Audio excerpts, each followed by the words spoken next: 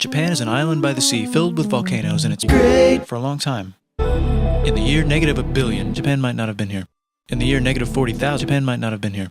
In the year -4,000, it was here, and you could walk to it, and some people walked to it. Then it got warmer, some icebergs melted, it became an island, and now there's lots of trees, because it's great for a long time. So now there's people on the island. They're basically sort of hanging out in between the mountains, eating nuts off people using the latest technology, like stones and bowls. Ding dong, it's the outside world, and they have technology from the future, like TVs, VCRs, automobiles, and camcorders. Now you can make a lot of shit really, really quickly. That means if you own the farm, you own a lot of food, which is something everybody needs to survive. So that makes you king. Rice farming and rice kingdoms spread across the land, all the way to here. The most important kingdoms were here, here, here, here, here, here, and here. But this one was the most important, ruled by a heavenly superperson, or emperor for short. Knock knock, get the door, it's religion. The new prince wants everyone to try this hot new religion from Biekt. Please try this religion, he said. No, said everybody. Try it, he said. And so the religion was put into place, and all the rules that came with it.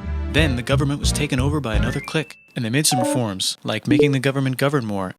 Hi, China, they said. Hi, Biekt, said China. Can you call us something else other than Biekt, said Japan. Like what, said China. How about Japan, said Japan. Great, said China. And the royal palace turned into such a dream world of art that they really didn't give a shit about running the country.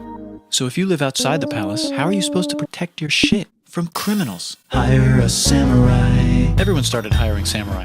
Rich, important people hired samurai. Poor people who could not afford to hire samurai hired criminals. The samurai became organized and powerful, more powerful than the government. So they made their own military government. Here, they let the emperor still be emperor, but the criminal is actually in control. Breaking news, the Mongols have invaded China. We've invaded China, said the Mongols. Please respect us, or else we might died in a tornado. As well. No, said Japan. It's time for World War I. So the Mongols came over, ready for war, and died in a tornado. But they tried again, and had a nice time fighting with the Japanese, but then died in a tornado. But they tried again, and had a nice time fighting with the Japanese, but then died in a tornado. Then the emperor died in a tornado. Then the shogunate overthrows him back and moves to Kyoto and makes a new shogunate. And the emperor can still dress like an emperor if he wants, that's fine. So it's time for who's going to be the next shogun. Usually it's the shogun's kid, but the shogun doesn't have a kid. So he tries to get his brother to quit being a monk and be the next kid. He says okay, but then the shogun has a kid. Then the shogun's kid has a kid. Then the shogun's kid has a kid. So now who's it gonna be? Vote now on your phones. And everyone voted so hard that the palace caught on fire and died in a tornado. The shogun actually didn't care. He was off somewhere doing sexy times. And the whole country broke into pieces. Everyone is fighting with each other for local power, and it's anybody's game. Knock knock, it's Europe. No, they're not here to take over. They just want to sell some shit, like stones and bowls and Jesus.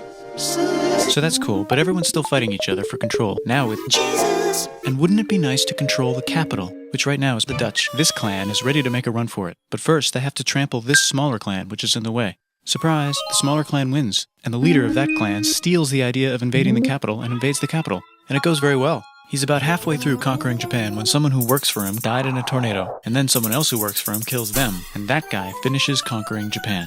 And then he confiscated everybody's swords, and made some rules. And now I'm going to invade Korea, and then hopefully China, and then hopefully Biekt, and then hopefully the Dutch, he said, and failed, and also died in a tornado. Before he died in a tornado, he told these 5 guys to take care of his 5-year-old son until he's old enough to be the next ruler of Japan. And the 5 guys said, yeah, right, it's not going to be this kid, it's going to be Jesus. And it's probably going to be this guy, who happens to be way more rich and powerful than the others.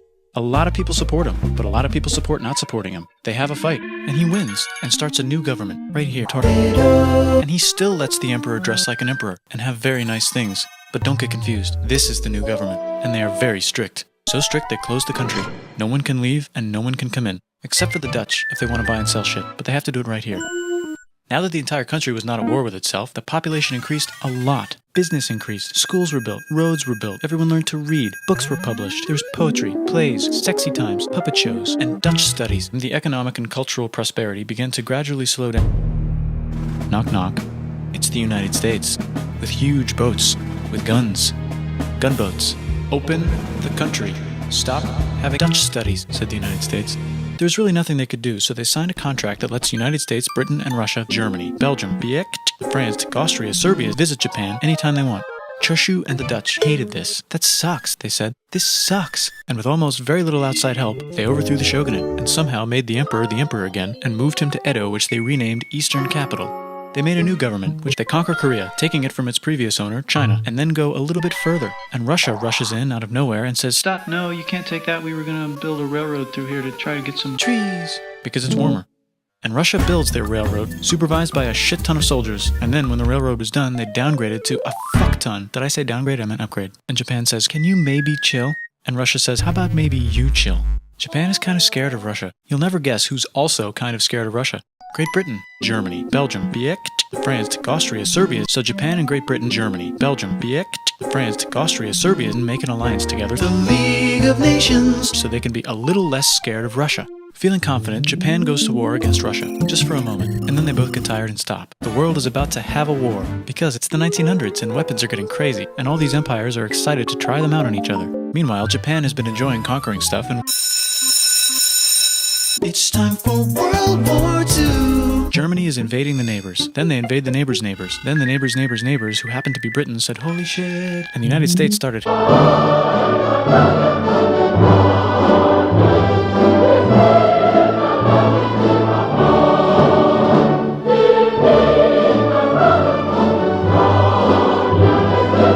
also start chasing Japan back into Japan.